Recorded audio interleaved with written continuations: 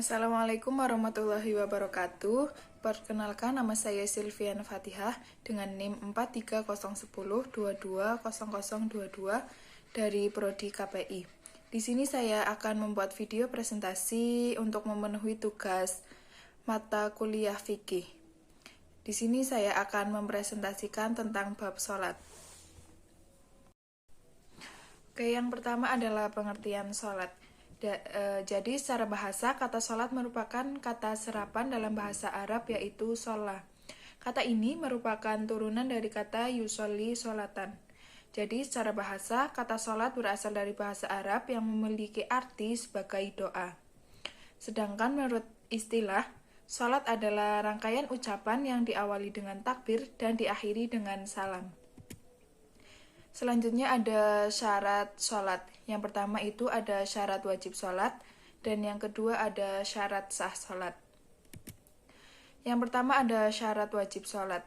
Yang pertama yaitu Islam, yang kedua baligh, yang ketiga berakal, yang keempat suci dari haid dan nifas. Selanjutnya yaitu syarat sah sholat. Yang pertama adalah suci dari hadas kecil dan hadas besar. Yang kedua suci badan, pakaian, dan tempatnya dari najis. Yang ketiga menutup aurat. Yang keempat masuk waktu. Yang kelima menghadap kiblat. Dan yang keenam adalah mengetahui syarat dan rukun sholat. Oke, karena syarat yang terakhir adalah mengetahui rukun sholat, jadi saya akan memberitahukan tentang rukun sholat. Yang pertama yaitu niat. Yang kedua berdiri bagi yang mampu, yang ketiga adalah membaca takbiratul ihram, yang keempat adalah membaca surat al-fatihah, yang kelima ruku, yang keenam iktidal, yang ketujuh sujud, yang kedelapan duduk di antara dua sujud, kesembilan duduk tahiyat akhir, yang kesepuluh membaca tahiyat akhir, yang ke-11 membaca sholawat setelah membaca tahiyat akhir, ke-12 adalah membaca salam awal, dan yang terakhir adalah tertib. Selanjutnya ada jenis-jenis sholat. Jadi jenis sholat itu ada dua. Yang pertama adalah sholat wajib dan yang kedua adalah sholat sunnah. Jadi sholat wajib itu terdiri dari 5 waktu yang biasa kita kerjakan dalam sehari-hari, yaitu sholat subuh, sholat duhur, sholat asar, sholat maghrib, dan sholat isya. Dan untuk sholat sunnah ada beberapa contoh sholat sunnah, yaitu sholat duha, sholat tahajud, sholat tarawih, sholat id, baik itu idul fitri ataupun idul adha, kemudian ada sholat qobliyah dan sholat ba'diyah, dan masih banyak lagi sholat-sholat sunnah lainnya. Selanjutnya ada hal-hal yang dapat membatalkan sholat. Yang pertama yaitu karena berhadas, baik itu hadas besar maupun hadas kecil. Kemudian yang kedua adalah karena kejatuhan najis.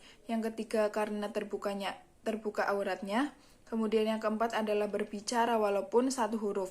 Yang kelima adalah segala sesuatu yang membatalkan puasa, itu juga dapat membatalkan sholat. Kemudian yang keenam adalah makan. Yang ketujuh adalah bergeraknya anggota tubuh secara terus-menerus. Yang kedelapan adalah melangkah secara berlebihan. Yang kesembilan yaitu menambahkan rukun. Yang kesepuluh adalah mendahului imam. Kemudian yang ke-11 adalah berniat membatalkan sholat. Kemudian yang terakhir adalah ragu-ragu untuk membatalkan sholat. Oke, jadi yang terakhir ada hikmah sholat. Yang pertama yaitu mencegah dari perbuatan mungkar. Yang kedua mendidik menjadi pribadi yang disiplin. Yang ketiga melatih menjadi pribadi yang tangguh. Yang keempat meninggikan derajat. Kemudian yang kelima membersihkan kesalahan dan dosa. Dan yang terakhir adalah meraih pertolongan Allah. Sekian presentasi dari saya, semoga bermanfaat. Wabillahi taufiq wal hidayah. Wassalamualaikum warahmatullahi wabarakatuh.